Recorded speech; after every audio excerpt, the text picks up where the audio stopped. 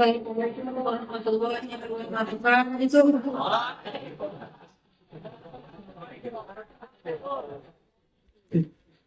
Alhamdulillahirabbil alamin. Untuk mobil nomor 8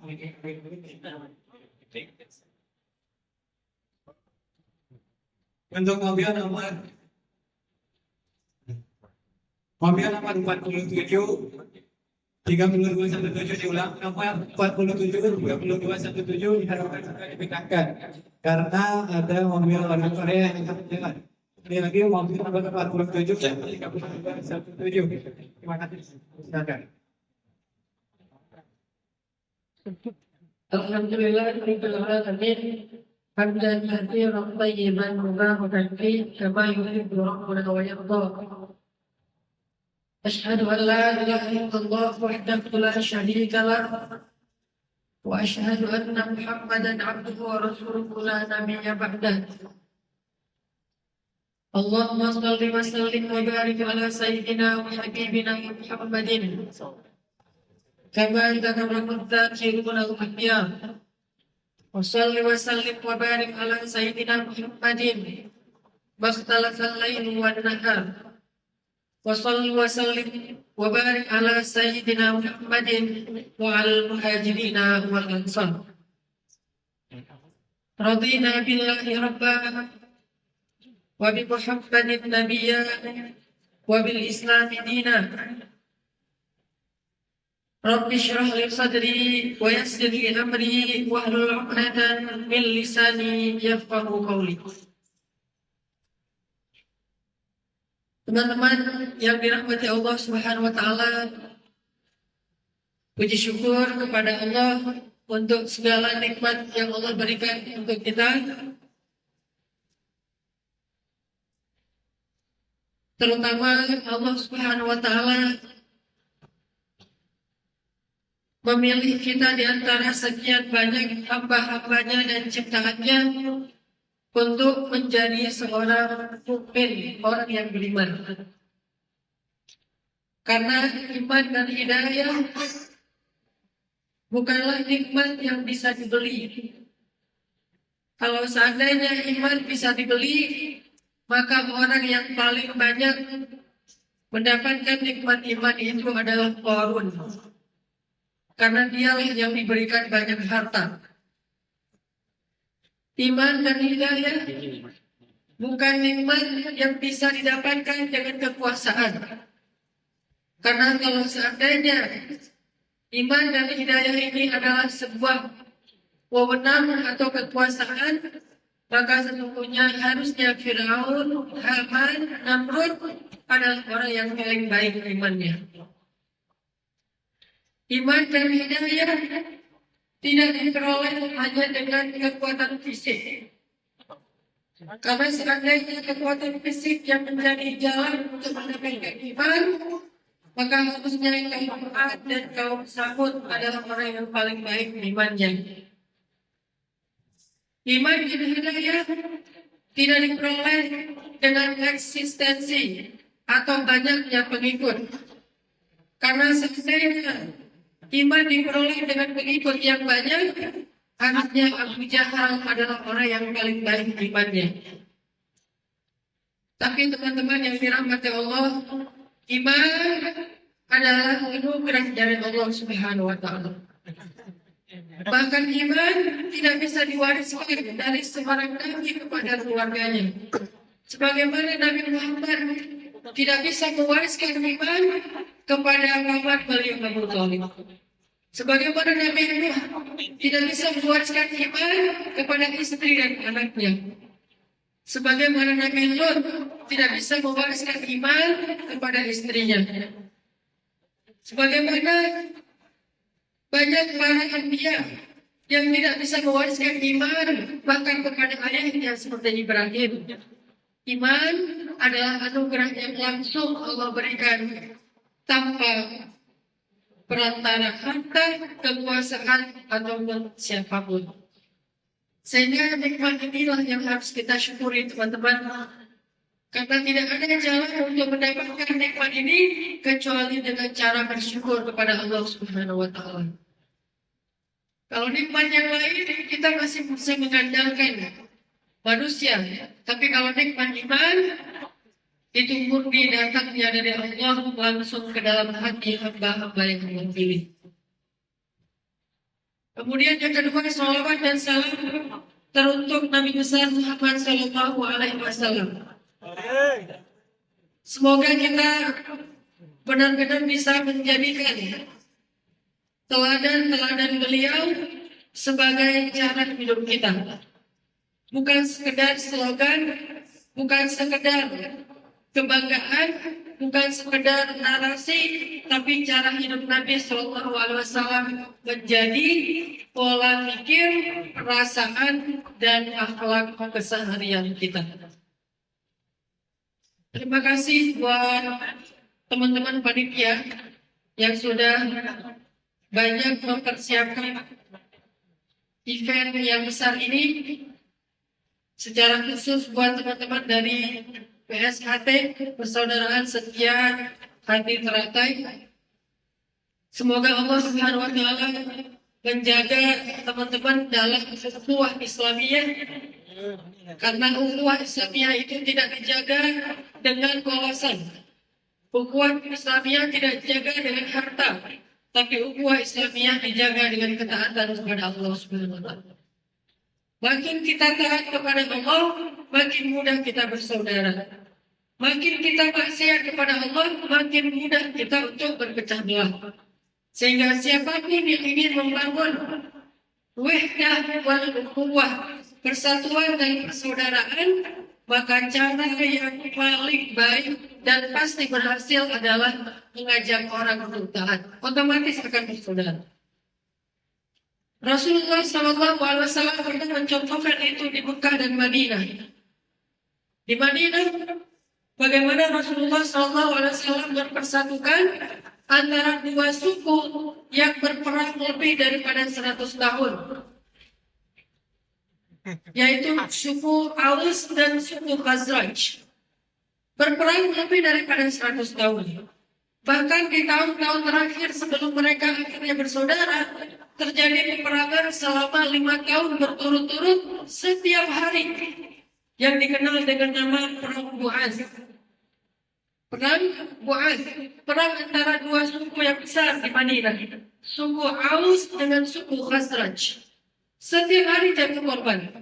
Setiap hari ada yang mati, setiap hari ada yang terbunuh, setiap hari ada yang ditangkap, ada yang diculik, setiap hari ada yang dikeroyok, selama 5 tahun berturut-turut setiap hari. Sehingga Allah Subhanahu wa taala menyebutkan peristiwa itu secara singkat di dalam Al-Quran. Allah berfirman, A'udzu billahi minasy syaithanir rajim. Bismillahirrahmanirrahim.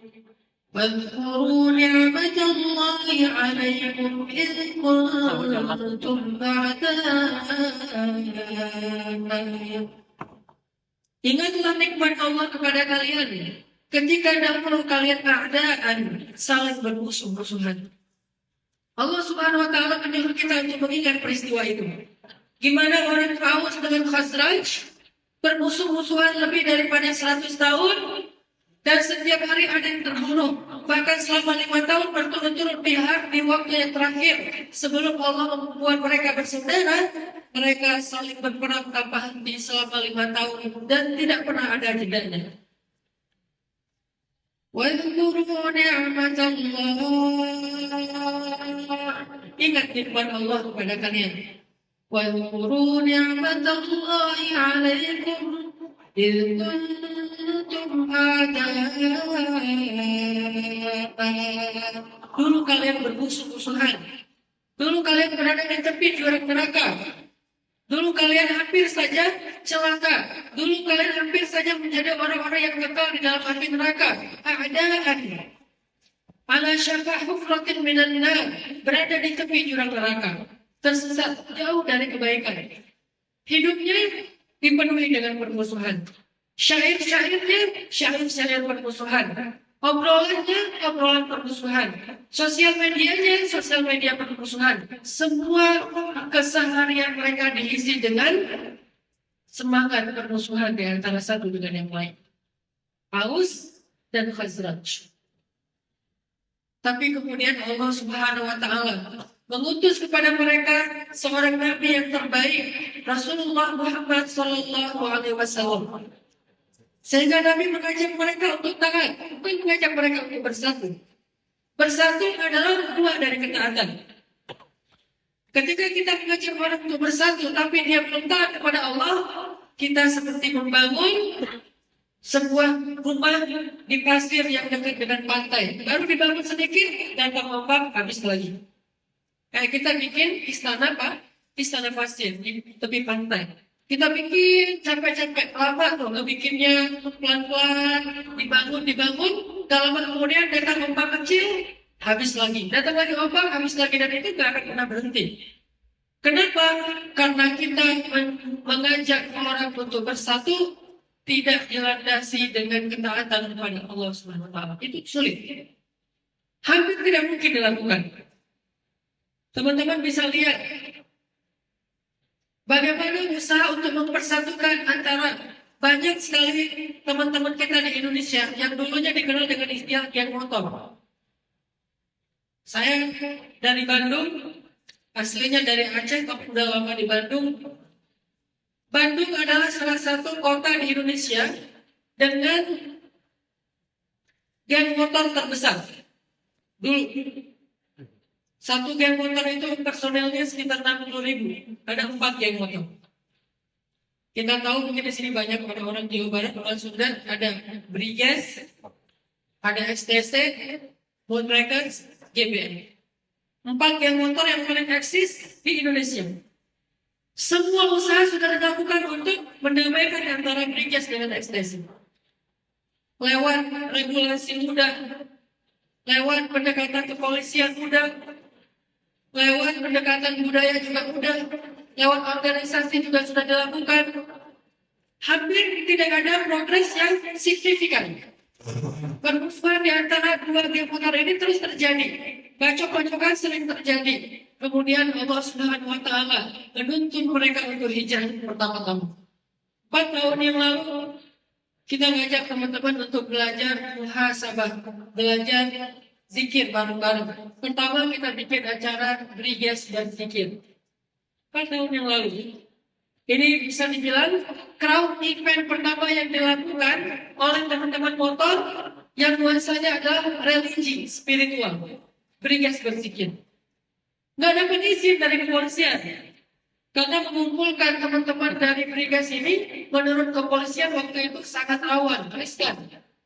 Sehingga kita berjuang untuk dapetin izin dari kepolisian sampai last minute 2 jam sebelum acara mau diadain belum keluar izin dari kepolisian. Kita tidur malam itu di depan depan kantor Polres Tabes di Bandung. Kita meminta dapat izin supaya diadakan acara crowd teman-teman Briges berzikir. Teman-teman Briges beberapa personalnya ikut bareng dengan kita. Sampai akhirnya ketika melihat pada data jumlahnya lebih dari 3.000 pada Briges memakai baju putih-putih masuk ke Masjid Agung alun-alun Bandung, kepolisian akhirnya berkenan juga mengeluarkan izin keramaian. 2 jam sebelum event. Kita paksakan event jalan terus. Mau diizinkan, mau nggak diizinkan kita jalan. Karena selama ini bikin balapan liar, dinyatakan kenapa zikir tidak diberikan izin. Kita jalan. Alhamdulillah, zikir waktu itu benar-benar kejutan. 5.000 anak Briges berkumpul di Masjid Alun-Alun Bandung, zikir bersama, nangis bersama, dan setelah itu hijrah bersama.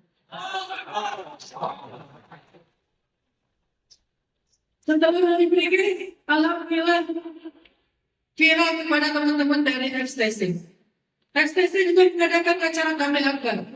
Lalu ketika STC juga udah mau hijrah, barulah mereka punya inisiatif sendiri untuk bersatu. Akhirnya dideklarlah persatuan dan persaudaraan antara Briges dengan STC. Untuk kali pertama dalam sejarah teman-teman motor, yang tidak bisa dilakukan oleh pemerintah, yang tidak bisa dilakukan oleh manusia, tapi bisa dilakukan oleh dakwah. Kenapa? Karena persatuan itu berawal dari hati, dan hati itu digenggam oleh Allah, dan Allah hanya terlibat dalam aktivitas dakwah. Sehingga ketika Aus dan Khazraj dalam keadaan bermusuhan lebih 100 tahun, Allah Subhanahu wa taala utus kepada mereka seorang nabi yang mengajarkan mereka untuk taat kepada Allah. Belum ada wacana tentang persatuan, belum ada wacana tentang persaudaraan yang dikenal dengan istilah mu'akhad. Belum ada nama Ansor, masih tetap Aus dan Khazraj. Yang jelas pertama selama 2 tahun Nabi mengajak mereka untuk taat saja kepada Allah. Aus dikasih utusan untuk mengajarin mereka tentang Islam, Khazraj juga diutus seorang dai untuk mengajarkan mereka tentang Islam. Dua-duanya kaum ini berusaha untuk belajar taat kepada Allah, masuk Islam satu demi satu. Terjadi Bai'ah Aqabah 1, Bai'ah Aqabah 2 dan seterusnya. Setelah antara mereka sudah banyak yang masuk Islam, terutama tokoh-tokoh, barulah kemudian Nabi hijrah ke Madinah. Di Madinah Nabi mempersaudarakan antara Aus dengan Khazraj. Lalu disebutlah nama baru untuk mereka, yaitu nama kaum Ansor. Kaum yang kalau kita baca cerita mereka di dalam Al-Quran, Ansor, seolah-olah kayak gak mungkin itu terjadi. Satu kaum yang hatinya seolah-olah terbuat dari emas. Satu kaum yang hatinya lembut sekali. Satu kaum yang terkenal sangat mencintai orang Muhajirin lebih daripada diri mereka sendiri. Satu kaum yang terkenal hatinya penuh dengan rasa kasih sayang. Itu belum pernah terjadi kepada Aus dengan Khazraj sebelum datangnya Islam atau dakwah. Jadi teman-teman di sini ada pelajaran penting untuk kita belajar. Bukan hanya dalam tataran negara, bangsa, masyarakat, bahkan dalam masalah pribadi. Ketika kita kelas sama teman kita, cara menyelesaikan kelas kita sama teman kita itu bukan berdebat. Apalagi perdebatan di sosial media, itu tidak akan menyelesaikan masalah. Ketika kita kelas dengan teman kita, cara menyelesaikan masalah di antara kita dengan dia itu bukanlah mencari tahu siapa kambing hitamnya, siapa yang salah, siapa yang benar. Karena dua-duanya ego, nggak mau mengaku salah. Cara kita menyelesaikan masalah kita dengan teman kita, belajar sama-sama kembali kepada Allah. Belajar taat lagi kepada Allah. Coba wudhu, setelah wudhu sholat 2 rakaat. Minta ampun kepada Allah, minta kepada Allah, ya Allah lapangkan dada saya. Otomatis tiba-tiba Allah akan gerakkan hati kita untuk meminta maaf atau memberi maaf kepada teman kita. Selesai masalah. Sesederhana itu. Jadi kalau kita ingin menyelesaikan masalah kita, taatlah kepada Allah. Punya masalah apapun, solusinya sama. Taat kepada Allah Subhanahu wa taala. Ustaz, saya punya utang, taat kepada Allah. Allah akan bayarkan utang kita. Ustaz, saya tidak punya pekerjaan, taat sama Allah. Allah akan carikan pekerjaan untuk kita. Ustaz, saya masih sendiri, job visa, jomblo fisabilillah. Taat sama Allah, Allah akan datangkan jodoh untuk kita. Ustaz, saya gak punya anak, taat sama Allah, Allah akan datangkan anak untuk kita. Akan Allah anugerahkan keturunan untuk kita. Ustaz, saya sakit, taat sama Allah, Allah akan carikan obat untuk kita. Ustaz, saya gak punya teman, taat kepada Allah, Allah akan datangkan teman yang baik untuk kita. Apapun masalah kita, solusinya cuma satu. Ittaqullah haqqa tuqatih. Taatlah kepada Allah semampu kita. Sehingga ketika kita taat kepada Allah, salah satu hasilnya apa? Hasilnya wadhkuru ni'matallahi 'alaikum id kuntum a'daan, ketika kalian bermusuh-musuhan. Terus fa'alafa baina qulubikum fa'asbahtum bi ni'matihi ikhwana. Lalu Allah menyatukan hati kalian sehingga dengan itu kalian menjadi orang-orang yang bersaudara. Karena apa? Karena ittaqullaha haqqa tuqatih. Karena taat kepada Allah dengan sebenar-benar ketaatan. Makin taat, makin mudah menyelesaikan masalah di antara kita. Makin taat, makin mudah untuk menyelesaikan percekcokan di antara kita. Baik itu antara 2 orang, suami istri, ayah dengan anak, atau pasangan dengan pasangan, teman dengan teman, geng dengan geng. dalam satu grup WhatsApp, satu organisasi, pasti ada aja perselisihan dan rasa-rasa yang tidak nyaman. Itu hal yang wajar. Terus gimana menyelesaikannya? Ittaqullah. Belajar taatlah kepada Allah. Karena ketika kita taat kepada Allah, Allah akan lembutkan hati kita. Dan ketika hati kita mulai lembut, muncul di dalam hati yang lembut itu rasa cinta, kasih sayang, mudah memaafkan, berlapang dada, bersabar, lega. Kalau bahasa Jawa legowo, itu muncul semuanya dari hati yang lembut. Dan hati yang lembut itu hanya didapatkan dengan ketaatan kepada Allah Subhanahu wa Ta'ala. Ala bidzikrillah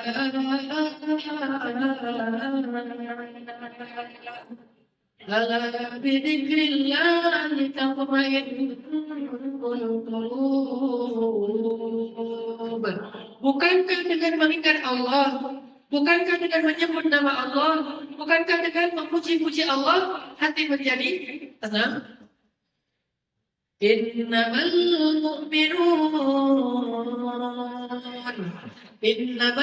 mu'minuna idza dzukirallahu wajilat qulubuhum. Orang mukmin kalau disebut nama Allah hatinya bergetar. Wa idza tuliyat 'alaihim ayatuhu zadatuhum imana. Kalau dibacakan ayat Allah imannya bertambah. Wa 'ala rabbihim yatawakkalun. Mereka berserah diri kepada Allah SWT. Ternyata itu cara kita menyelesaikan masalah kita. Kalau disebutkan di tema kita kembali ke jalan yang lurus, maka saya mencoba untuk memperjelas apa arti kembali ke jalan yang lurus. Kembalilah kepada Allah SWT. Apapun masalah kita, back to Allah. Apapun masalah kita, balik lagi ke sajadah. Apapun masalah kita, berwudulah. Apapun masalah kita, sujudlah. Apapun masalah kita, angkatlah kedua tangan kita dan menengadahlah ke langit. Apapun masalah kita, solusinya ada di Allah. Bukan di manusia. Bukan di harta. Bukan di pekerjaan. Bukan di teman. Bukan di beer house. Bukan di tempat-tempat hiburan. Solusinya ada di sisi Allah SWT.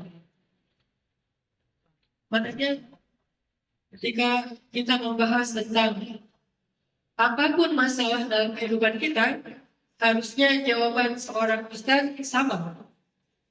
Kembali kepada Allah, taatlah sama Allah, beristighfarlah kepada Allah, dan tobatlah kepada Allah. Selalu itu jalannya. Termasuk yang cerita tadi, kaum Aus dengan kaum Khazraj. Yang tadinya bermusuh-musuhan, lalu Allah Subhanahu wa Ta'ala mengutus Nabi kepada mereka, mengajarkan mereka untuk bertakwa kepada Allah. Ittaqullaha haqqa tuqatih. Lalu buah dari ketakwaan itu apa teman-teman? Buah dari ketakwaan itu adalah yang dulunya mereka ada bermusuh-musuhan, fa'allafa baina qulubikum. Lalu Allah mengikat hati mereka sehingga menjadilah mereka fa'asbahtum bi ni'matihi ikhwanan, bersaudara. Itu luar biasa loh. Bersaudara aja itu luar biasa. Dan coba lihat adegan ini dalam konteks kehidupan pribadi kita. Karena kalau kita melihat adegan ini hanya dalam konteks yang luas, takutnya seolah-olah kayak gak nyambung gitu dengan hidup kita. Itu Ustaz, masalahnya terlalu jauh dari kehidupan saya. Adegan ini diambil yang sifatnya kolosal. Kalau yang kolosal aja, yang rumit aja bisa Allah menyatukan hatinya, apalagi yang cuma dua orang. Suami istri, calon istri. Yang penting jangan calon istri orang, itu bahaya. Mantan maksudnya. Gimana cara mempersatukan hati? Udah. Taat aja kepada Allah Subhanahu wa Ta'ala. Kalau yang udah punya pasangan halal, yang udah menikah, pasti pernah ngerasain masa-masa ketika istri kita diamin kita, ya kan baca-baca, pernah kan ya? Kita japri dia udah 2 hari kita dirit, contrengnya masih abu. Kita telepon nggak diangkat. Atau yang belum menikah mungkin pernah punya masalah dengan gengnya, punya grup WA, terus itu grup sepi banget. Kenapa kok sepi banget udah sebulan? Ternyata mereka bikin grup baru. Cuman kita doang yang nggak dimasukin ke dalam grup. Di sana grupnya namanya grup Soleha kalau yang buat cewek-cewek. Itu grup reuni SMK kita, grup solehan.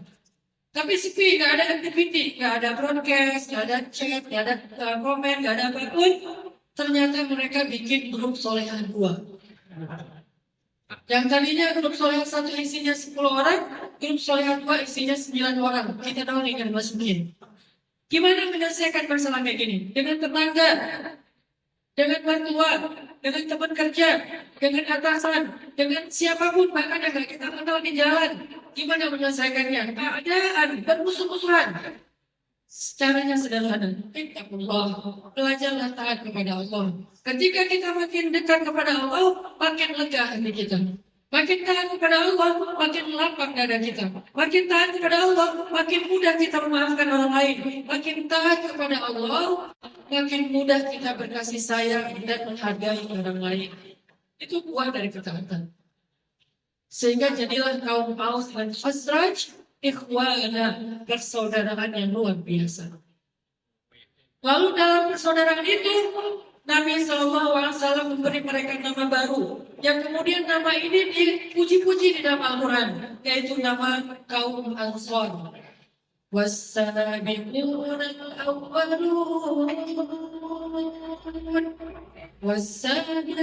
الأولون من المهاجرين والأنصار. Ansor, salah satu di antara 2 kaum yang paling sering disebutkan di dalam Al-Quran. والسابقون الأولون من المهاجرين والأنصار. Lalu Allah katakan di tengah ayatnya, radhiyallahu anhum wa radu an. Allah ridha kepada mereka dan mereka juga puas dengan semua pemberian anugerah Allah SWT. Kaum yang tadinya perang 5 tahun berturut-turut, saling bunuh-membunuh, tiba-tiba menjadi kaum yang Allah ridha kepada mereka. Radhiyallahu anhum wa radu an. Kenapa? Karena Allah sudah melembutkan hati mereka. Terutama kaum Ansor, lembut hatinya. Apa contoh kaum Ansar hatinya lembut? Seolah-olah mereka itu belum pernah menjadi kaum yang bermusuhan. Salah satu contohnya adalah suatu saat, suatu malam teman-teman, ada seorang laki-laki muhajirin yang baru hijrah ke Madinah. Seorang diri. Udah gitu pas sampai di Madinah, dia nyari Rasulullah SAW, ketemu Nabi lagi di masjid bersama para sahabat. Terus dia bilang, ya Rasulullah, saya adalah seorang laki-laki muhajirin. Saya baru saja datang dari hijrah. Saya belum makan dan tidak tahu mau tinggal di mana. Kemudian Nabi berdiri.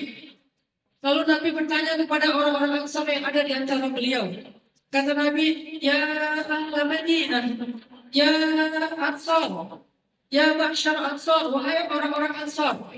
Siapa di antara kalian yang mau menjamu saudara muhajirin di rumahnya malam ini? Siapa di antara kalian yang mau memberi makan untuk saudara muhajirin di rumahnya malam ini? Siapa di antara kalian yang mau mengangkat laki-laki muhajirin sebagai saudara angkatnya?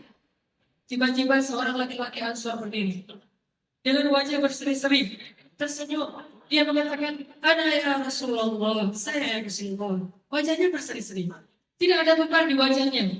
Seolah-olah dia punya rumah yang luas, seolah-olah dia punya harta yang banyak, sehingga ketika dia berbagi dengan orang lain, itu tidak akan mengganggu dirinya.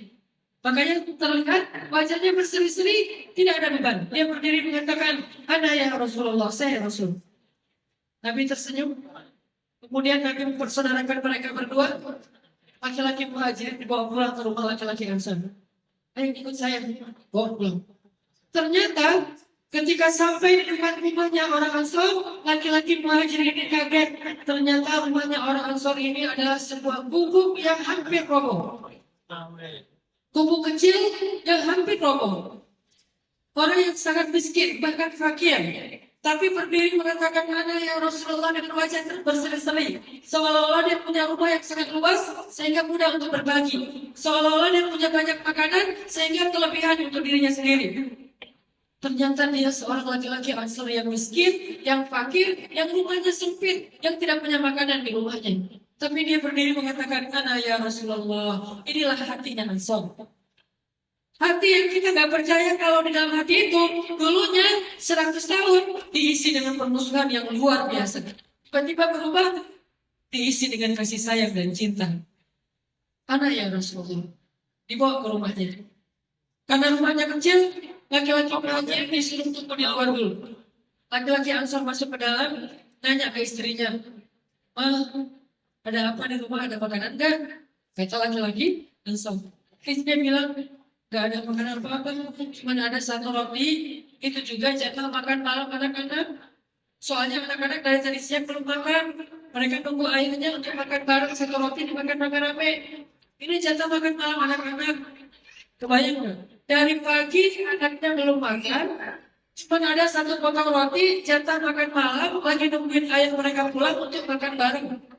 Tiba-tiba laki-laki Ansor bilang ke istrinya, "Mah, boleh nggak kalau makanan ini kita kasih ke saudara kita orang muhajirin yang sudah 3 hari nggak makan dan dia baru datang hijrah?" Istrinya mengatakan, boleh Pak, boleh, alhamdulillah. Laki-laki muhajirin, saudara akan kita ada. Ya udah nggak apa-apa. Terus anak-anak gimana kalau nanti mereka rewel minta makan? Kata laki-laki Ansor, ajaklah anak-anak tidur. Ajaklah mereka tidur sampai mereka terlelap.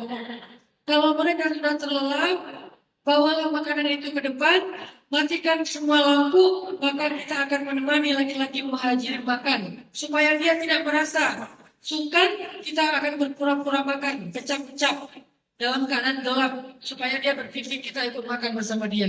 Boleh, Mbak? Boleh. Ini istri Ansor yang soleh. Yang dulunya tukang ngomporin suaminya untuk bermusuhan. Yang dulunya suka sekali memanas-manasi laki-laki di Madinah untuk saling menyakiti laki-laki yang lain. Sekarang menjadi seorang perempuan yang soleh.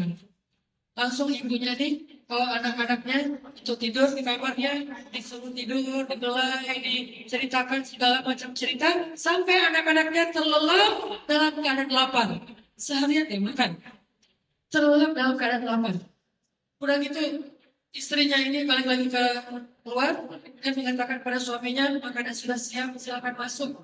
Laki-laki muhajir diizinkan masuk, sampai di dalam dia melihat sepotong roti. Duduklah laki-laki muhajirin, Ansor, dan laki-laki perempuan istrinya Ansor. Dipadamkan lampunya, lampu dari minyak dipadamkan. Kemudian laki-laki Ansor mengatakan, saudaraku silakan makan, ayo kita makan bersama-sama. Laki-laki muhajirin karena lapar makan, dia makan. Laki-laki Ansor dan istrinya hanya kecap-kecap saja, seolah-olah ikut makan. Sampai selesai, lampu dinyalakan, laki-laki muhajir merasa udah tenang, udah kenyang. Akhirnya laki-laki Ansor memberikan tempat untuk istirahat bagi laki-laki muhajir dalam rumah mereka yang sempit. Cerita ini terdengar sampai kepada Rasulullah SAW. Sehingga Rasulullah SAW memuji-puji orang Ansor. Allah menurunkan ayat untuk orang Ansor. وَيُؤْثِرُونَ عَلَىٰ أَنفُسِهِمْ وَلَوْ كَانَ بِهِمْ خَصَاصَةٌ. Mereka mendahulukan orang lain daripada dirinya, walaupun mereka sendiri juga butuh kepada kebaikan itu. Itulah Ansor setelah Islam. Itulah Ansor setelah taat. Berbeda sekali dengan Ansor sebelum Islam dan sebelum ketaatan yang dikenal dengan Aus dan Khazraj. Nanti ada lagi cerita yang luar biasa. Bagaimana Ansor tiba-tiba menjadi orang yang penuh persaudaraan. Ketika musim panen. Karena orang-orang Ansor ini pekerjaannya adalah sebagai petani. Mereka punya banyak kebun korma, mereka punya banyak ladang-ladang, mereka bertani. Sedangkan orang muhajirin profesinya sebagai pedagang. Mereka tidak tahu cara bertani. Sedangkan orang Ansor sudah membagi pertanian mereka, kebun mereka menjadi 2. Satu bagian untuk mereka, satu bagian untuk saudara muslim dari muhajirin. Mereka membagi semua harta mereka menjadi 2 bagian. Rumahnya dibagi, aset-asetnya dibagi, kebunnya dibagi, pasarnya dibagi untuk orang muhajirin. Tapi kalau karena orang muhajirin tidak bisa bertani, maka kebun-kebun mereka tetap dikelola dan dirawat oleh orang Ansor. Ketika musim panen tiba, Orang-orang Ansor mengumpulkan hasil panen korma yang sangat banyak. Satu pohon korma itu mungkin panennya 100 kilogram korma. Satu pohon korma. 100 kilo. Dan satu kebun itu biasanya antara 500 sampai 1000 pohon. Dan 1 kilogram korma harganya sekitar 200.000. 200.000 kali 100 kilo, satu pohon. Dikali 500 pohon. Itu satu kebun.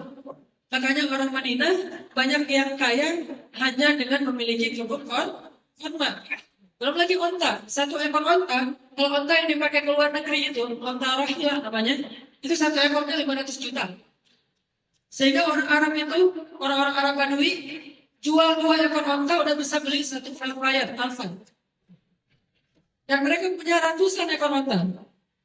Kalau onta yang dipakainya beli itu 40 juta saja. Tapi kalau yang dipakai ke luar negeri itu harganya 500 juta. Belum lagi kuda. Kuda saya pernah dengan Pak Prabowo misalnya, beliau punya kuda yang harganya 2 miliar.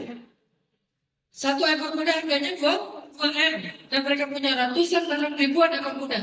Semuanya dibagi 2 antara Muhajirin dan Ansor. Pas musim panen mereka kumpulkan korma-korma mereka di sebuah tempat, di sebuah kebun yang luas. Lalu mereka duduk menunggu orang Muhajirin datang. Untuk apa? Untuk bagi hasil panen antara Ansor dengan Muhajirin. Lihat kasih sayangnya mereka. Mereka yang punya kebun, mereka yang bercocok tanam siang dan malam, mereka yang modalin, ketika udah dapat hasil bagi 2. Itulah Ansor. Banyak gak kasih sayangnya sebesar apa? Terus gimana dengan Muhajirin? Orang Muhajirin pada hari panen itu tidak ada satupun yang keluar rumah. Mereka semuanya di rumah mereka, di masjid mereka, gak ada yang keluar karena merasa tidak enak hati dengan kaum Ansor. Gak enak kita keluar. Sementara teman-teman Ansor yang selama ini riwah, mereka yang selama ini capek untuk bercocok tanam, giliran sudah panen, kita dapat hasilnya, gak enak kan? Akhirnya orang Muhajirin diam aja di rumahnya. Orang Ansor nunggu di kebunnya. Orang Muhajirin di rumah mereka. Akhirnya orang Ansor menjemput Rasulullah SAW. Ya Rasulullah, kata orang Ansor, datanglah ke kebun kami. Datanglah Nabi ke kebun. Lihat hasil korma yang sangat banyak. Kemudian orang-orang Ansor sudah berkumpul. Nabi bertanya, wahai orang Ansor, kenapa kalian berkumpul? Kenapa ini belum dibagi? Kata orang Ansor, ya Rasulullah, kami tidak akan membagi hasil panen sebelum saudara-saudara kami dari Muhajirin datang bersama dengan kami. Nabi menangis melihat kasih sayang orang Ansor. Lalu Nabi bertanya, di mana saudara kalian Muhajirin? Kami tidak tahu ya Rasulullah. Akhirnya Nabi balik lagi memanggil orang-orang Muhajirin. Ya masyaallah Muhajirin, wahai orang-orang Muhajirin, halumu ilayya. Ayo kumpul. Akhirnya karena yang memanggilnya Nabi, orang Muhajirin pun berkumpul di antara orang-orang Ansar. Kalau orang-orang Ansar mengatakan, wahai saudara-saudara kami orang Muhajirin, alhamdulillah tahun ini kita sudah mendapatkan panen besar. Maka ambillah sesuka kalian bagian kalian. Kalau ada sisa itulah bagian kami. Ansor. Ambillah sesuka kalian bagian kalian. Kalau ada sisa itulah bagian kami. Inilah Ansor teman-teman. Yang dulu dikenal bermusuh-musuhan lebih dari 100 tahun. Kenapa hatinya berubah drastis 180 derajat? Iman, Islam, taat kepada Allah SWT. Sehingga kalau kita ingin menyelesaikan masalah keluarga kita, hal yang pertama yang harus kita lakukan, ajak dulu keluarga kita untuk taat kepada Allah. Sebelum kita ngomongin masalah-masalah yang perseteruan antara kita dengan mereka, sebelum kita bicara tentang masalah pro dan kontra, sebelum kita bicara masalah blok-blokan antara satu dengan yang lain, sebelum kita bicara apapun perbedaan, nomor 1 adalah belajar taat dulu kepada Allah. Setelah itu, semua masalah akan ringan untuk dibahas bersama-sama. Ini yang disebut dengan ihdinas siratal mustaqim. Itu yang dilakukan Nabi. Alhamdulillah, saya mencoba untuk membedah sejarah mu'alafat yang dilakukan Nabi. Persaudaraan yang dilakukan Nabi dalam angle movement, dalam bentuk program-program pergerakan. Akhirnya kita bikin pemuda hijrah di Bandung. Pilot project kita adalah menghijrahkan teman-teman Briges. Bikin Briges berzikir, kemudian STC bikin tabel akbar, kemudian Murekas, kemudian DPR. Akhirnya mereka declare 4 yang motor sekarang berubah menjadi ormas, bukan lagi geng motor. Dan yang luar biasanya, baju mereka masih tetap, STC masih pakai baju biru putihnya, Brigas masih pakai hitam oranye, dan yang lain-lain juga kayak gitu. Yang hebatnya apa? Yang hebatnya adalah dengan pakaian-pakaian kebesaran mereka, sekarang mereka berempat merangkulan tangan menjadi panitia tabligh akbar yang para ulama di sejauh barat. Masya Allah. Jadi itu saya pesawat dan yang Ustaz kemarin terakhir juga yang sempat agak ramai dan kali show di daerah Bandung, daerah Padalarang, Bandung Barat, sempat ada penolakan dari beberapa pihak. Akhirnya teman-teman, justru anak-anak motor yang mengawal supaya tidak terjadi keributan. Yang dulu mungkin mereka dikawal supaya jangan ribut, sekarang mereka mengawal supaya tidak ada keributan. Ini subhanallah. Mereka jadi panitia tabligh akbar di mana-mana. Saya bikin acara di Garut, mereka panitianya. Bikin acara di Tasik, mereka panitianya. Dan mereka tetap memakai pakaiannya dengan kebesarannya masing-masing. Dan para ketua-ketuanya, founder-foundernya, termasuk salah satunya Kang Sony dari pendiri Brigas juga, ketika kita bikin acara ngabuburit Ramadan di lapangan Gazebo Bandung, para founder-founder semuanya hadir beserta dengan pengikut mereka. Maka memperudahlah sekitar 30.000 anak muda kota Bandung berkumpul di Gazebo, salat tarawih terbesar yang pernah ada di Gazebo dalam sepanjang sejarah. Dan isinya semuanya anak muda. Isinya anak muda, anak komunitas, anak skateboard, anak BMX, anak dari berbagai macam latar belakang. Dan di atas panggungnya para founder-founder komunitas. Salah satunya ada teman sahabat saya banget, Kang Edwin Senjaya, foundernya Bandung Fighting Club yang tarung bebas. Kemudian nanti teman-teman dari motor, kemudian dari Harley Club motor, kemudian dari anak-anak komunitas street culture, semuanya berkumpul. Pertama kita sholat tarawih bareng, kemudian kita doa dan zikir bareng, kemudian kita tutup dengan tausiah, dan penutupan yang terakhir yang paling mengharukan, kita nyanyikan lagu kebangsaan bersama-sama. Utuh Islam dan nasionalisme. Dan itu dibangun dengan apa teman-teman? Bukan dengan narasi, tapi itu dibangun dengan program bagaimana menjadikan orang lebih taat kepada Allah Subhanahu wa Ta'ala. Itulah yang dilakukan oleh kita di Pemuda Hijrah. Kalau orang melihatnya hanya main-main, itu hanya yang terlihat saja. Banyak sekali program-program yang kita lakukan untuk merubahnya. Sekarang next project kita adalah gimana caranya mempersatukan antara Bobotoh Fikih dengan Jackmania. Gimana caranya mempersatukan antara Aremania dengan Bonek. Yang kemarin juga sempat ikut. Kalau umpamanya motor aja bisa menjadi lembaga atau organisasi masyarakat, yang sekarang saya malah salut sama mereka, malah cemburu sama mereka. Intikafnya tuh luar biasa. Pas intikaf Ramadan, anak-anak motor itu pada di depan semua yang pertama, saya baca satu malam 1 juz. Bahkan kalau imamnya ada 2, kita baca 1 juz setengah. Dan mereka bertahan. Baru juga angkatnya udah pada nangis. Luar biasa semangat hijrahnya. Dan yang lebih luar biasanya lagi, ketika ada bencana alam mereka turun untuk membantu. Ketika ada bencana kemanusiaan di Suriah dan Palestina, mereka galang dana untuk kemanusiaan. Itu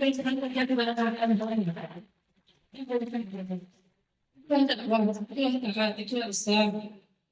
Dan saya yakin dengan modal teman-teman motor yang pernah kita jalankan 4 tahun yang lalu, kita yakin. Gak lama lagi kita nanti akan melihat pertandingan antara Persib sama Persija, antara Arema Malang dengan Persebaya di dalam satu stadion. Mereka semuanya kumpul dan mengawali pertandingan dengan sama-sama membaca surat Al-Fatihah. Itu akan terjadi insya Allah. Belum lagi teman-teman dari Sapa Pemuda Pancasila. Terakhir saya juga coba untuk dekatin teman-teman yang berpengaruh di Pemuda Pancasila. Anak-anaknya Pak Yanto, ada Edi, kemudian ada saudaranya, kita deketin. Terus dari Edi nanti ketemu dengan Bang Arif. Bang Arif ini sekjen Satuan Pelajar Pemuda Pancasila. Benaran dari Aceh juga, jadi lebih cepat akrabnya. Alhamdulillah, setelah kita mencoba untuk approaching ke mereka lewat dakwah, satu persatu teman-teman dari Pemuda Pancasila, teman-teman Sapma, ikut dukung semua program-program dakwah. Sekarang, Ustaz Abdul Somad ada di Bandung. Kemarin, siapa yang mengawal? Bandung Fighting Club. Siapa yang mengawal 4 motor? Siapa yang mengawal teman-teman pemuda Pancasila? Siapa yang mengawal teman-teman Ormas? Mereka yang tadinya notabene bukan ormas religi, kalau yang religi kayak misalnya sebutkan teman-teman dari pemuda masjid, teman-teman dari ormas-ormas Islam kayak NU Muhammadiyah, saya pikir itu sudah wajar karena sudah pada soleh dari dulu juga. Tapi kalau yang dulunya bawang, kalau kata orang Sunda, kriminal, sekarang tiba-tiba menjadi mensupport dakwah, ini adalah perjalanan dakwah dari keadaan menjadi ikhwanan, dari bermusuhan menjadi bersaudara. Dan itu kalau bisa dilakukan dalam level yang berat, level yang besar, level yang crowd, maka akan jauh lebih mudah dilakukan dalam level pribadi. Sehingga sama solusinya. Kalau kita pengen mengeratkan hubungan kita dengan keluarga, dengan pasangan, dengan teman, dengan geng, caranya cuma satu. Mengajar taat kepada Allah Subhanahu wa Ta'ala. Ada masalah dengan pasangan? Yuk taubat kepada Allah Subhanahu wa Ta'ala. Allah selesaikan masalah kita. Inilah teman-teman inspirasi-inspirasi yang pernah dicontohkan Rasulullah Sallallahu Alaihi Wasallam. Ketika Rasulullah SAW mempersaudarakan kaum Aus dengan kaum Khazraj dan antara kaum Ansor dengan kaum Muhajirin. Sebelum saya lanjutkan, di sini ada sedikit pengumuman. Insya Allah teman-teman di event kita kali ini juga teman-teman dari panitia akan menyediakan kenceleng untuk donasi saudara-saudara kita yang terkena musibah gempa dan tsunami di Palu. Karena keadaan saudara kita di Palu itu luar biasa. Saya orang Aceh dan 2004 dulu ibu saya, kakak saya, saudara saya banyak yang meninggal dalam musibah tsunami. Rumah saya hilang sampai fondasinya juga nggak ada sisa karena ombaknya sekitar 20 meter ya, jadi lebih tinggi daripada pohon kelapa. Datang ombak itu pohon kelapa tenggelam. Rumah saya jaraknya sekitar 3 kilo dari pantai. Itu pas ombaknya lagi pecah, jadi ombaknya naik, pecahnya itu di 3 kilo, habis semuanya dengan kekuatan gempa 8,9 skala Richter. Palu tidak sekuat Aceh 7,7, tapi bedanya apa? Tanahnya bergerak. Ada yang bilang 7,4. Kalau Aceh gempa hanya gempa saja, lalu tsunami. Kalau Palu gempa, tsunami, terus tanahnya bergerak. Jadi tanah itu kayak air. Sehingga ada beberapa desa yang tadinya perumahan sekarang menjadi lumpuh dalam hitungan detik. Dan ini adalah salah satu ujian yang berat untuk saudara-saudara kita di sana. Ditambah lagi banyak akses yang terputus sehingga sulit buat mereka untuk mendapatkan makanan yang cukup, obat-obatan yang cukup. Maka teman-teman, yuk kita belajar dari Ansor. Bukan menjadi seperti laki-laki Ansor tadi dulu. Itu levelnya terlalu tinggi di atas kita. Kalau mau jadi seperti Ansor, maka levelnya kita berikan semua yang kita punya sampai kita nggak punya apa-apa. Ini kayaknya agak berat nih. Minimal kita belajar dari yang kecil-kecil dulu. Mau memberikan saja, berapapun yang penting kasih. Karena kalau kita nggak ngasih, berarti kita nggak belajar sama sekali untuk meneladani kaum Ansor. Kita teladani dan yang penting kita kasih, angkanya yang terserah kita. Ada yang bisa kasih dengan angka 100.000 kalau dalam bahasa rupiah. Saya kalau bisa mengkonvert 100.000, 1 juta, 10 juta, terserah. Yang penting kita berusaha untuk tidak menggenggam tangan kita, tapi membuka tangan kita dan menjulurkannya. Kita ngasih nih, seminggu kita. Kalau makin banyak kita memberikan, berarti makin dekat jarak kita dengan Ansor. Saya tidak langsung memaksa kita harus jadi kayak laki-laki Ansor. Punya apa? Punya handphone, kasih. Kumpulin handphone sini, nggak dikasih. Karena saya juga punya handphone, belum mau dikasih. Tapi kita donasi semampu kita. Donasi kelebihan harta kita. Kalau Ansor memberikan satu-satunya roti yang dia punya, sehingga dia tidak makan bersama keluarganya dari pagi sampai malam, kalau kita mungkin memberikan roti yang sisa yang kita punya. Itu juga sudah cukup. Kita memberikan roti dalam tanda petik, artinya dalam bentuk materi, uang, sisa dari yang kita punya. Siapa tahu dengan kayak gitu, insya Allah, radhiyallahu an, Allah akan ridho kepada kita. Dan kalau Allah ridho kepada kita, Allah lembutkan hati kita. Kalau dilembutkan hati kita, maka jadilah kita orang-orang yang mudah untuk bersaudara. Punya teman itu gampang, humble, memaafkan orang lain itu gampang. Melupakan mantan itu gampang. Sulitnya melupakan mantan karena hatinya masih keras. Sulitnya melupakan mantan gara-gara masih kepo IG-nya. Masih suka stalking. Pakai akun palsu. Biar gak ketahuan. Standar ya. Pengalaman.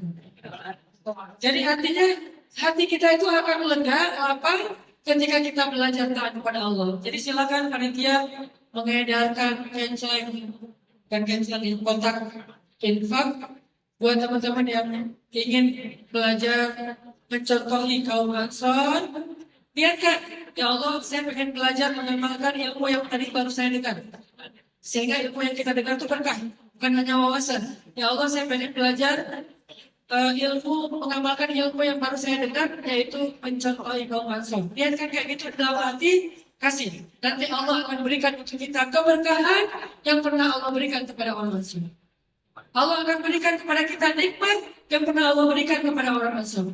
Allah akan berikan kepada kita anugerah yang pernah Allah berikan kepada orang Ansor. Kenapa? Karena kita berjalan di jalan yang sama dengan kaum Ansor, Masya Allah. Jadi sambil kotak infak berjalan, teman-teman siapkan infak terbaiknya. Kita lanjutkan pembahasan kita tentang kembali ke jalan Allah Subhanahu Wa Taala. Ustaz, sekarang kita sudah tahu pentingnya taat kepada Allah. Ustaz, sekarang kita udah tahu pentingnya berjalan di jalan Allah. Ternyata dahsyat sekali hasilnya. Pertanyaan kedua sekarang, Ustaz, gimana caranya untuk taat kepada Allah? Gimana caranya untuk istiqomah di jalan Allah? Gimana caranya balikan ke Allah? Gimana caranya untuk taubat kepada Allah? Gimana caranya, Ustaz? Karena kita kadang-kadang ngerasa untuk taat itu susah banget. Kita kadang-kadang ngerasa untuk bisa istiqomah itu berat banget. Apalagi dengan kondisi kita, lingkungan kita. Kita tinggal di sebuah negara yang mayoritasnya non-muslim. Kita bisa dengan mudah untuk melihat banyak dosa. Kita bergaul dengan siapa aja. Untuk ibadah juga kadang-kadang kita tidak bisa setiap hari ke masjid. Gimana caranya, Ustaz? Supaya kita tetap taat, sehingga kita mendapatkan semua kebaikan dari ketaatan yang Ustaz ceritakan tadi. Kalau pengen tahan, yang paling simpel, yang pertama adalah banyak-banyak istighfar. Itu simpel banget. Istighfar itu gak butuh tempat. Istighfar itu gak butuh waktu khusus. Istighfar itu gak butuh hafalan kalimat atau ayat-ayat yang panjang. Istighfar itu hanya kalimat yang semua kita hafal. Cukup mengatakan Astagfirullahaladzim. Atau astagfirullah. Astagfirullah. Sehari berapa kali Ustaz? Sebanyak-banyaknya. Minimal 1000 kali. Jadi saya nggak mau pakai patokan maksimal. Karena maksimalnya nggak ada batas. Kalau minimalnya, kalau Nabi aja sehari 70 sampai 100 kali. Minimal kita 10 kali Nabi karena dosa kita lebih banyak daripada Nabi. Nabi nggak punya dosa. Tapi istighfarnya 100 kali. Kita banyak dosa, harusnya 10 kali lipat minimal. Coba targetkan.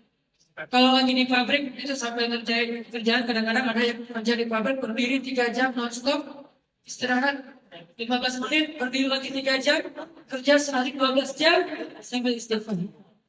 Kenapa? Karena dengan kita berzikir kepada Allah, Allah akan kuatkan kita. Dari mana Ustaz tahu itu? Dulu Fatimah pernah datang kepada Nabi, teman-teman. Jadi Fatimah itu capek kerja di rumah. Ali suaminya sering keluar kota karena tugas dakwah, kadang ke Yaman, kadang ke Irak, kadang ke Syam. Ali itu sering diutus keluar kota sama Nabi sebagai seorang dai. Pertama yang paling jauh diutus ke Yaman. Arab Saudi dengan Yaman, naik pesawat itu 2 jaman.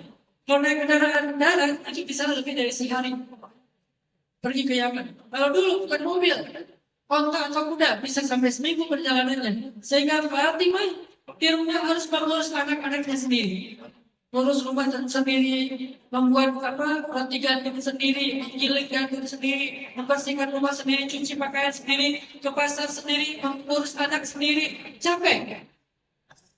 Apalagi anaknya banyak. Lelah Fatimah mengurus anak laki-laki dua-duanya. Akhirnya ketika Ali ada di rumah, Fatimah curhat. Ali, aku capek ngurus keluarga sendiri. Yuk kita datang kepada Nabi minta seorang bantu. Fatimah minta membantu. Datang oleh Fatimah dengan Ali kepada Rasulullah. Kata Ali, ya Rasulullah, ini Fatimah capek ngurus keluarga sendiri. Sedangkan saya sering keluar kota. Boleh nggak kalau kami minta serangan orang bergantung di Masjid Nabawi supaya membantu kami di rumah? Kenapa? Karena di Masjid Nabawi itu banyak relawan-relawan yang berkhidmat untuk masjid. Boleh nggak minta satu orang pembantu, satu orang perempuan yang bisa membantu Fatimah di rumah? Apa jawaban Nabi? Nabi mengatakan, wahai Ali, wahai Fatimah, mereka itu bukan milikku, bukan budak-budakku, sehingga aku tidak bisa memberikan mereka kepada kalian. Bersabarlah. Akhirnya Ali dan Fatimah pun pulang ke rumah dalam keadaan tidak membawa apa-apa. Harapan mereka bilang membawa seorang pembantu aja nggak dapat apa-apa. Pulang ke rumah. Ternyata Nabi merasa gak enak hati dengan Ali dan Fatimah karena gak bisa membantu anaknya sendiri. Malam-malam Nabi datang ke rumah Fatimah. Karena gak enak hati, datang menyamperin. Tok-tok-tok, assalamualaikum, waalaikumsalam. Rasulullah datang, diizinkan masuk. Rasulullah duduk. Kata Rasulullah, wahai Ali, wahai Fatimah, maukah kalian aku berikan sesuatu yang lebih baik daripada pembantu? Maukah kalian aku berikan sesuatu yang lebih baik daripada pembantu? Apa wahai Rasulullah, apa wahai ayah? Kata Rasulullah, sebelum kalian tidur, bacalah kalimat Subhanallah 33 kali. Alhamdulillah 33 kali. Allahu Akbar 33 kali, 33 kali, membaca 3 surat terakhir di Al-Quran, maka itu lebih baik bagi kalian daripada pembantu. Kalau kita melihat ini dari logika kita, kayak gak nyambung. Kan yang capek fisik, Ustaz. Kenapa malah dikasih zikir? Ini kayak nambah kerjaan nih. Udah capek fisik, ditambah lagi dengan riyadhah zikir. Ternyata zikrullah itu salah satu manfaatnya adalah menguatkan fisik kita, teman-teman. Ternyata yang bikin fisik kita kuat itu bukan cuma makanan bergizi. Bukan cuma mungkin nutrisi tertentu, bukan cuma vitamin. Saya juga baru tahu di Korea ternyata salah satu hobi teman-teman itu infus. Jadi kalau udah capek katanya infus, Ustaz. Harus diinfus segar badannya. Bukan cuma itu, infus untuk menguatkan fisik kita kalau lelah. Ternyata fisik kita kalau lelah, yang membuat dia segar, bugar adalah zikrullah. Ketika kita mengingat Allah, maka tubuh kita itu akan bereaksi. Sama kayak kalau kita berolahraga, ada endorfin kan ya dari keringat kita yang keluar jadi happy, maka endorfinnya spiritual kita ada dengan zikir, sehingga tubuh kita akan sehat terang. Bahkan ada orang yang disembuhkan penyakitnya hanya dengan membacakan ayat-ayat Allah. Di zaman Umar bin Khattab, ini namanya ruqyah syariah, ruqyah yang dibolehkan. Ada seorang laki-laki sakit perut, datang kepada Umar mengatakan, ya Amirul Mukminin, saya sakit perut. Kata Umar ke sini, dipegang perutnya sama Umar, dibacakan Al-Fatihah. A'udzubillahi minasyaitonir rajim. Bismillahirrahmanirrahim. Alhamdulillahirabbil alamin. Ar-Rahmanir Rahim. Maliki yaumiddin. Iyyaka na'budu wa iyyaka nasta'in. Selesai membaca Al-Fatihah, dia komen, tuh, kenapa perut saya lebih ringan daripada sebelum sakit? Bukan lebih ringan daripada ketika sakit, lebih ringan daripada sebelum sakit. Jadi lebih sehat daripada sebelum biasa sakit. Keadaan tetap dia setelah dibacakan Al-Fatihah oleh Allah. Ini keajaiban dari zikir, teman-teman. Dan jangan melihat ini dari angle logika dan ilmiah. Kok bisa zikir menyembuhkan penyakit? Kok bisa zikir menguatkan fisik? Banyak hadisnya, banyak ayatnya. Banyak sekali contoh-contoh dari para sahabat, sehingga termasuk Fatimah ketika dia merasa lelah. Subhanallah, subhanallah, subhanallah. Alhamdulillah, alhamdulillah. Allahu Akbar, Allahu Akbar, Allahu Akbar. Sebanyak 33 kali masing-masing, sehingga Allah akan hilangkan lelahnya, hilangkan penatnya. Esok dia bangun dari tidur dalam keadaan mudah kembali. Itulah zikir. Mulailah dengan istighfar.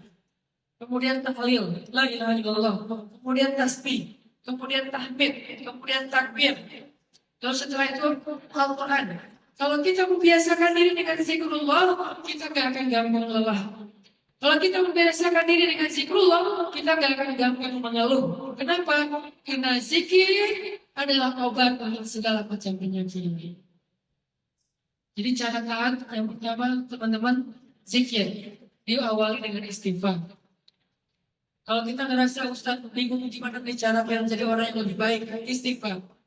Ustaz gimana caranya biar kembali kepada Allah, istighfar. Ustaz gimana caranya biar dekat sama Allah, istighfar. Bahkan gimana cara kedapatin like dari Allah. Memang Allah main sosial media, bukan. Like itu kan artinya cinta, suka. Dan Allah berfirman, Innallaha yuhibbut tawwabin wa yuhibbul mutahhirin. Allah cinta kepada orang yang bertaubat dan Allah cinta kepada orang yang membersihkan diri. Siapa mereka? Orang-orang yang banyak beristighfar dan meminta ampun kepada Allah. Allah like dengan itu. Jadi kalau mau dicintai sama Allah, nilai postingannya oleh Allah, dirindukan oleh para malaikat, didoakan oleh para malaikat, istighfar, zikir, istighfar, zikir. Banyak masalah kita diselesaikan dengan zikrullah. Banyak. Itu yang pertama. Yang kedua, doa. Doa itu teman-teman bukan soal kita lagi ada masalah atau enggak. Doa itu adalah soal kita itu bergantung kepada Allah atau enggak. Ada orang berdoa itu khusyuk kalau lagi banyak masalah. Tapi harusnya berdoa itu khusyuk karena dia selalu merasa tidak aman kecuali kalau dia bergantung kepada Allah. Doa yang pertama, Bismillah. Itu doa kan? Bismillah bisa banyak. Bismillahirrahmanirrahim. Allah. Bismillahirrahmanirrahim. Bismillah untuk makan. Allahumma barik lana. Bismillahirrahmanirrahim. Banyak doa-doa yang diawali dengan Bismillah. Apa aja? Ini adalah bagian dari cara kita taat kepada Allah. Ringan.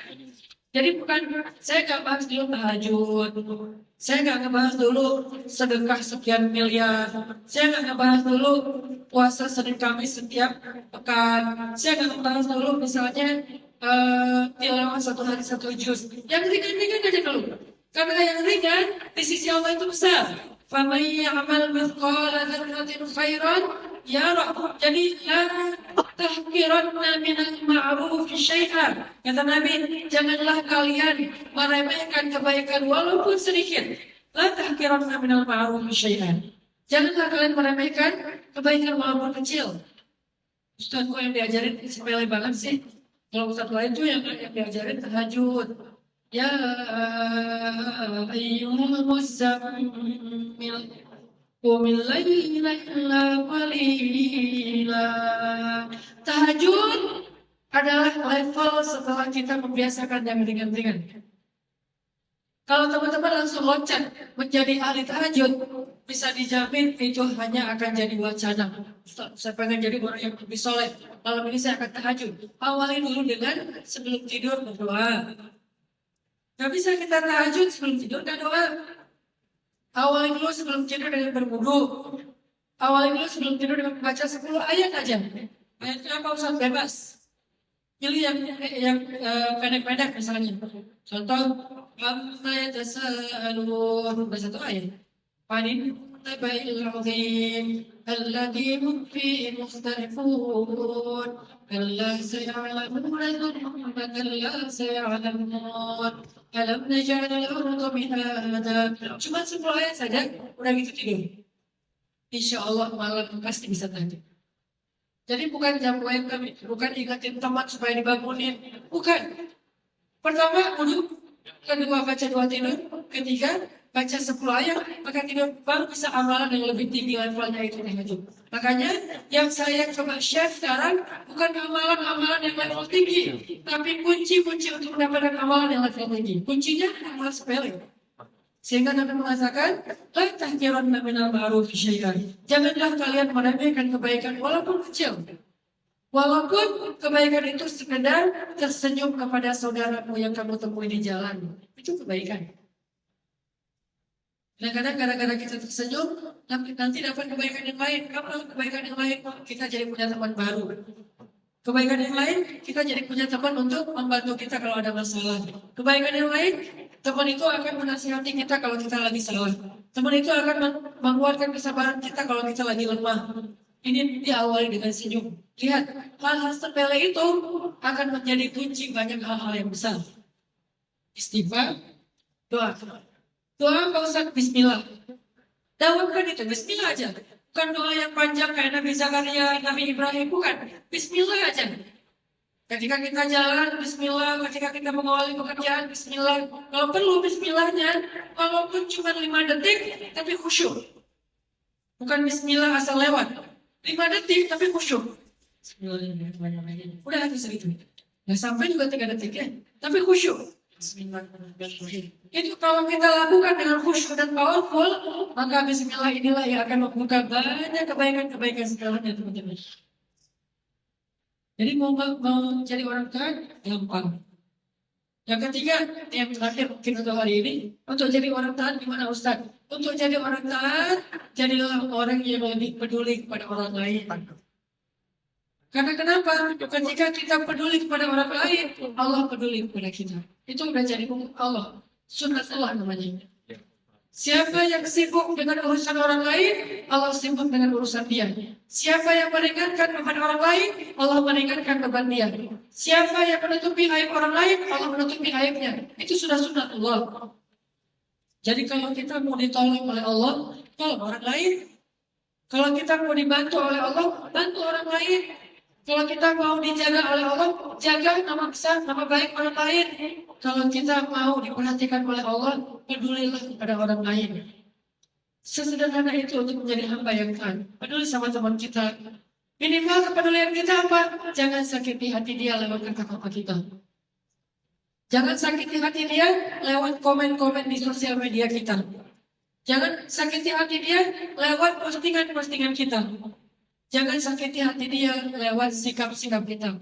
Bisa menjaga untuk tidak menyakiti saudara kita aja, itu sudah bagian dari kepedulian dan ketaatan kepada Allah Subhanahu wa taala.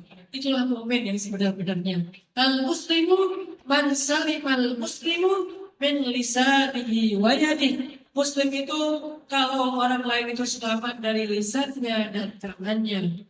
Belajar 3 itu: 1. Dawamin istighfar dan zikir. 2. Biasakan membaca dan menyebut nama Allah dalam setiap aktivitas. 3. Jadilah orang yang umum melintas, paling banyak kasih kebaikan untuk orang lain. Hiduplah untuk orang banyak, jangan hanya untuk diri kita sendiri. Mudah-mudahan dengan kayak gitu, kita sudah berada di siratal mustaqim, jalan yang lurus. Dan dengan jalan yang lurus ini insya Allah akan membimbing kita kepada Allah Subhanahu wa taala, akan menyampaikan kita kepada surga Allah Subhanahu wa taala, dan akan menjadikan kita termasuk orang yang radhiyallahu anhu, orang yang baik. Saya kira itu saja yang bisa saya sampaikan. Terakhir sebelum saya tutup, saya mengajak teman-teman sekali lagi yang belum berinfak untuk Palu, silahkan nanti donasikan hartanya. Kemudian buat teman-teman yang pengen untuk ikut program sosial yang saya lakukan, namanya program Uha for the Cause. Kita punya program sosial kemanusiaan yang sudah berjalan di pengungsi Suriah di Turki, sudah berjalan juga di Lombok, sekarang lagi berjalan di Palu juga. Tapi bentuknya bukan donasi. Buat teman-teman yang pengen support program sosial, silakan registrasi sebuah platform digital saya yang berjudul Tanya Uha. Nanti bisa lihat di bio Instagram saya. Setiap kali kita registrasi platform Tanya Uha, berarti kita sudah mensupport program Uha for the Cause, termasuk program dakwah ke anak-anak muda di Bandung. Saya lagi bikin program teras tahfiz sekarang. Jadi anak-anak, kemarin ada satu anak skateboard, satuan, udah hafal 5 juz. Fotonya banyak, nah skateboard banget, bisa dibilang pemain skateboard bukan cuma senang, tapi pemain udah hafal 5 juz. Kevin Permana, pro skateboarder yang kemarin dapat perunggu di Asian Games, itu salah satu kader pemuda hijrah yang awal-awal. Beliau menghafal surat Ar-Rahman sambil main skateboard. Jadi sambil main skateboard dia pakai earphone, terus di setel bacaan Ar-Rahman saya, hafal Ar-Rahman Al-Qiyamah sambil main skate. Makanya saya bilang banyak main, banyak manfaat itu bukan seru-seruan. Itu adalah campaign dakwah dengan bahasa anak muda, sebagian orang gak paham. Buat kita anak muda itu biarkan mereka main, tapi dalam mainnya kita isi konten-konten Islam. Termasuk sekarang nongkrong di masjid, Masjid Al-Atif yang pemuda hijrah di Bandung. Di dalamnya itu kita nyediain setiap hari itu 20 cup kopi gratis. Setiap malam buat yang pengen nongkrong. Nongkrong itu terjemahan lain dari kata itikaf. Itikaf bahasa Arab, bahasa Indonesianya berdiam diri, bahasa anak mainnya nongkrong. Sama ya. Itikaf berdiam diri nongkrong. Sama. Dan kalau di masjid, kita sediain kopi, kita sediain colokan listrik, kita sediain wifi gratis. Setelah mereka nyaman, baru sekarang kita mulai masuk ke dalam program teras tahfiz. Yang ngantri untuk ikut program teras tahfiz itu kayak audisi Indonesian Idol. Mulai banyak banget. Cuman karena emang nggak bisa semuanya kita terima, karena emang ada standarisasinya, harus lancar dulu tilawahnya. Kalau udah lancar tinggal hafal, sisanya nanti kita masukin ke program tahsin, teras tahsin. Nanti ada gaji santai, jadi ada gaji santai tahsinnya, level di atasnya teras tahfiz, level di atasnya nanti baru kuliah tentang bagaimana menjadi seorang dai. Ini operasionalnya diambil dari X, salah satunya Tanya Ilham. Jadi buat teman-teman yang pengen mensupport program dakwah youth, program dakwah nongkrong, program dakwah main, ayo kita download atau registrasi di tanyaulham.com. Mudah-mudahan dengan kayak gitu kita mensupport dakwah untuk anak muda di seluruh Indonesia. Barakallahu li wa lakum, subhanakallah wa bihamdika, asyhadu an la ilaha illa anta, astaghfiruka wa atubu ilaik. Assalamualaikum warahmatullahi wabarakatuh. Saya pengen cerita. Ini cerita benar-benar saya alamin ya. Mudah-mudahan ini jadi makin bikin kita yakin. Hidup kita itu kan emang kalau kita melibatkan Allah itu jadi mudah ya. Susahnya hidup kita itu karena kita jarang melibatkan Allah. Kecuali udah mentok. Kalau dari awal kita nge-mention Allah dari awal itu apa? Bismillah.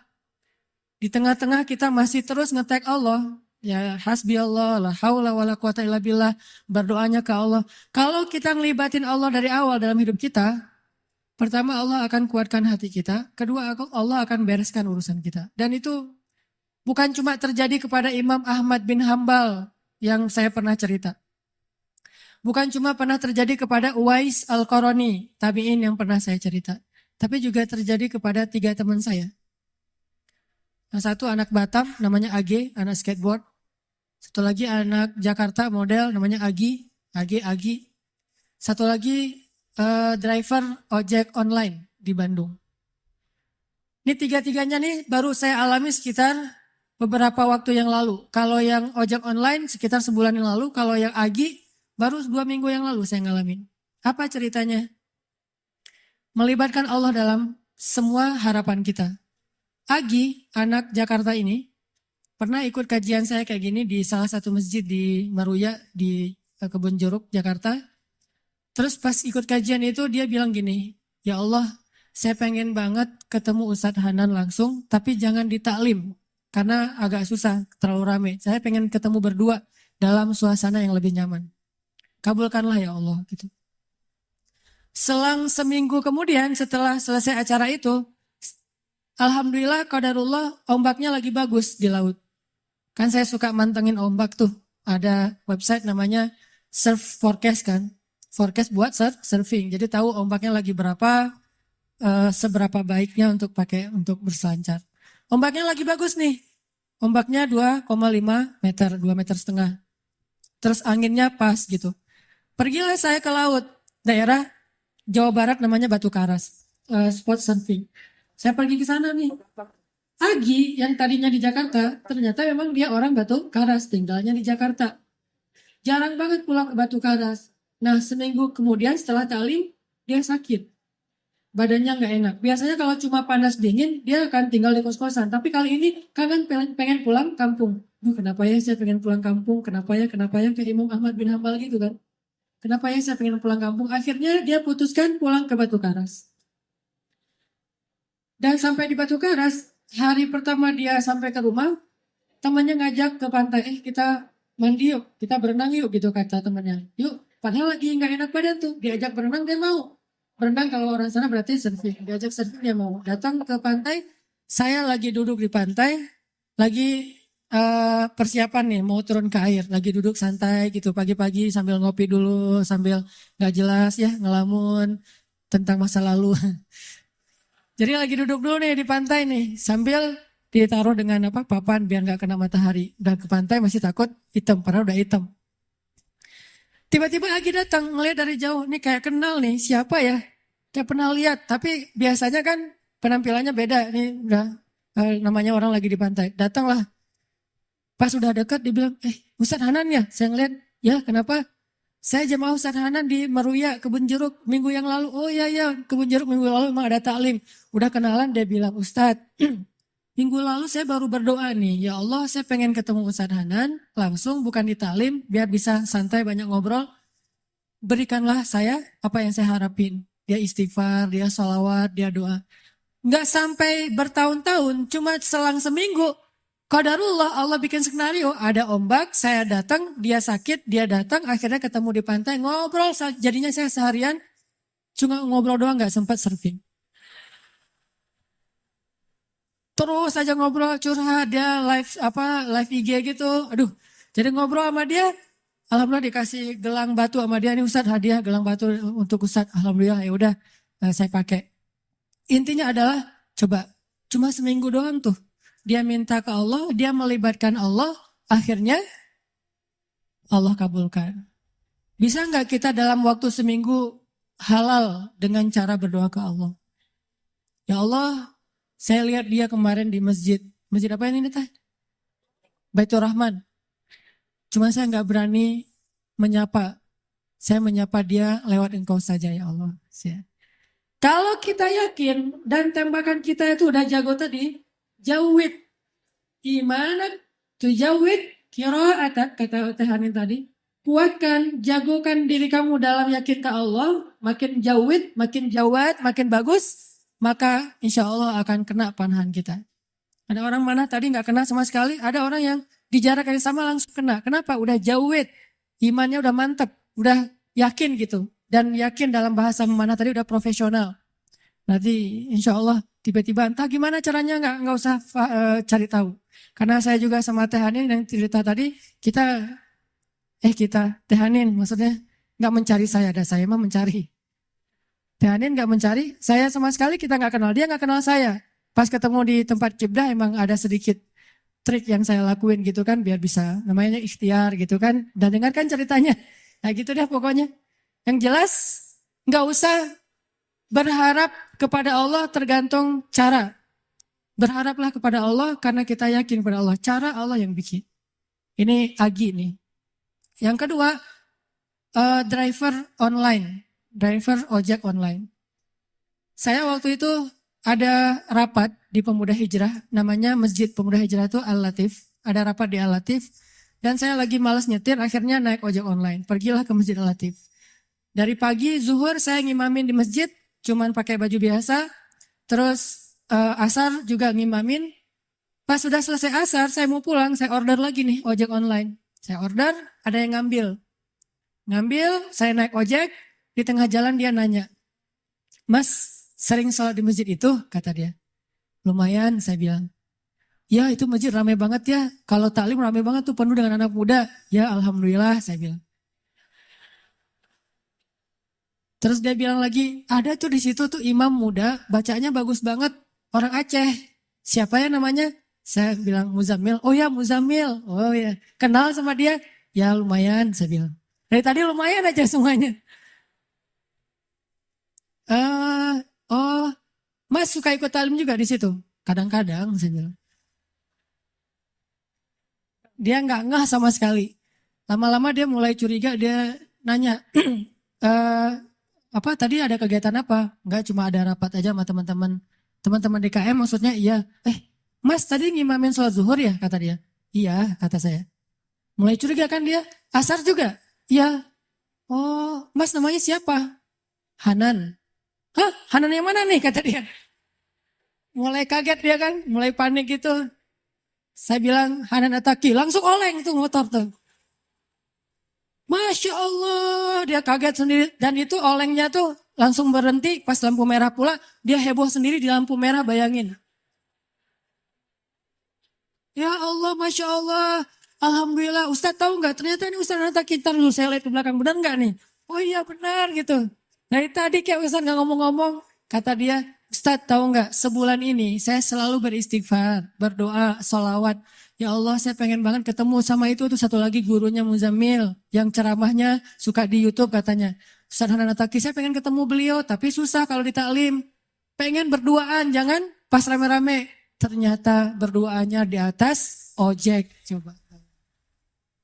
Dan itu demi Allah kisah nyata teman-teman terjadi. Jadi Imam Ahmad yang pernah kita dengar ceritanya bukan cuma terjadi di Basrah, terjadi juga di Indonesia, terjadi di Jakarta, di Bandung, Surabaya, di Kediri, di mana-mana kalau kita melibatkan sebegitu mudahnya. Padahal dua orang ini saya kira bukan ulama, bukan orang yang mungkin hijrahnya udah lama, baru juga hijrah. Tapi kenapa diperlakukan oleh Allah semudah itu? Bagi Allah orang yang sudah taubat dari dosa seperti orang yang tidak berdosa. Orang yang sudah taubat dari dosa seperti orang yang tidak berdosa. Jadi sama Allah memperlakukan dia seperti Allah memperlakukan kekasih-kekasihnya yang soleh lainnya. Jadi jangan pesimis, jangan putus asa. Kalau kita melibatkan Allah, kita akan dikuatkan. Tenang aja, udah tetap la tahzan innallaha ma'ana. Yang terakhir tadi kisah AG. AG ini anak skateboard dari Batam. Dia itu kerja di sebuah perusahaan swasta di Batam, IO gitu. Dia pertama dapat hidayah itu dengerin istrinya dengar booster di YouTube. Mah dengerin apa tuh booster? Ini ada ustadz katanya juga senang main skate walaupun gak bisa sih, cuma senang nemenin doang.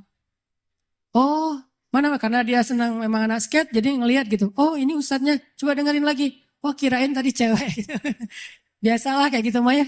Gak tau jenggotan gini. Udah gitu, oh gimana coba dengerin, nangis. Selama ini dia udah belasan tahun gak sholat. Jangankan sholat sendiri, jangan sholat ke masjid, sholat sendiri aja gak pernah. Bahkan sholat Idul Fitri aja gak pernah. Kan kalau kita minimal sholat Idul Fitri ya, setahun 2 kali lah ya. Walaupun masbuk itu juga. Kenapa masbuk?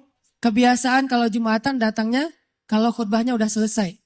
Dan Idul Fitri, Idul Adha mah khutbahnya selesai sholat. Wah masih khutbah, ntar aja deh kalau udah selesai. Begitu datang orang udah pada pulang. Loh kok gak sholat sih? Sholat Idul Fitri itu sebelum khutbah. Ini salah dia. Dia gak pernah sholat sama sekali. Tapi tiba-tiba nangis, jadi kayak sadar dapat hidayah gitu. Tapi saya pikir emang bukan cuma dia yang dapat hidayah dengerin booster. Saya juga dengerin booster diri sendiri kayak dapat hidayah gitu. Oh benar juga ya kata Ustadz ini. Kok saya dapat hidayah? Kata saya sendiri tuh. Kan ada ceramah saya misalnya sebutlah Allah itu maha baik, Allah segala macam. Saya pas dengar, ya Ustadz itu benar juga dia ngomonginnya tuh. Akhirnya saya dapat hidayah dari diri sendiri. Dia dapat hidayah. Setelah dia dapat hidayah, diam-diam dia sholat. Dia wudhu, gak mau ketahuan sama keluarganya. Dia tutup pintu, dia sholat di dalam kamar. Jarang-jarang kamarnya dikunci. Pas istrinya mau ngeliat ke dalam rumah, dalam kamar, diketok-ketok kok gak dibukain. Pas udah selesai dia sholat langsung buka-buka pura-pura tadi ketiduran gitu. Dia gak mau ketahuan lagi sholat. Setelah sholat dia berdoa, ya Allah Ustadz itu udah bikin saya sadar. Saya pengen banget ketemu beliau. Beri saya jalan ya Allah. Hari dia berdoa, besoknya dia ketemu dengan atasannya. Dia bilang, Pak boleh saya minta izin. Padahal dia jatah cutinya udah habis tuh. Gak ada dapat jatah cuti lagi. Atasannya nanya, izin kemana? Saya mau ketemu Ustadz saya di Bandung. Ini orangnya, saya dengar booster dari dia, jadi saya sadar. Oh ya udah, kamu cuti sesuka kamu deh, kata atasannya. Dimudahin, butuh uang saku, dikasih uang saku, berangkat dia ke Bandung, dan dia datang ke hari Rabu taklim saya yang rutin di Bandung itu yang di Masjid TSB Trans Studio, ketemu langsung dengan saya dan alhamdulillah Ustadz, mudah banget ya kalau kita menuju ke Allah. Yang susah itu kalau kita menjauh dari Allah. Tapi kalau menuju ke Allah, dipermudah, banyak banget urusan yang dipermudah. Saya malah dapat uang saku, saya malah dapat kayak bonus dari atasan saya. Keluarga saya alhamdulillah sekarang jadi lebih baik setelah saya berhijrah. Dan saya pengen ketemu dengan Ustadz, dimudahin banget. Ini lihat bukti. Bukan karena saya orang soleh, enggak. Kesolehan kita hanya Allah yang tahu. Tapi karena kita yakin sama Allah. Karena kita melibatkan Allah. Terus kenapa galau, kenapa khawatir, kenapa enggak tenang? Kalau kita bisa melibatkan yang maha kuasa dalam segala urusan kita. Dari itu teman-teman coba buktiin deh. Kalau teman-teman yang lain di tempat yang tadi saya ceritain udah membuktikan, kita pasti bisa lebih dari itu. Bukan hanya ketemu ustadz, tapi juga ketemu dengan pasangan kita, menemukan rezeki yang halal untuk kita, apapun kebaikan. Tinggal, ya Allah, saya pengen nikah, beri saya jalan. Udah gitu, lihat keajaiban terjadi dalam hidup kita. Kalau enggak juga, enggak ada sia-sianya berdoa kepada Allah. Makanya saya bilang kalau berdoa tuh jangan yang tanggung, yang mantap sekalian. Ya Allah, kalau mobil ya Allah saya pengen Alphard.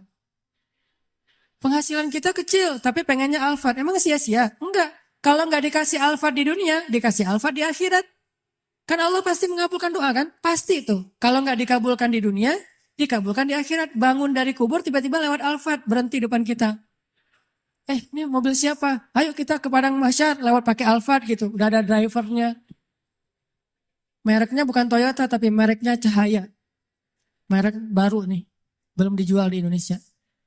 Mereknya Cahaya, kendaraan Cahaya yang lebih nyaman adalah Alphard, jalan ke Padang Mahsyar. Kenapa saya dapat kendaraan ini ya Allah? Karena dulu kamu pengen banget punya mobil Alphard di dunia, tapi aku tidak memberikannya di dunia karena itu tidak baik untuk kamu, tapi aku berikan di akhirat. Apa sia-sianya berdoa kepada Allah? Jadi tetap ar-raja ilallah, berharapnya hanya ke Allah dan itulah obat untuk segala kegalauan.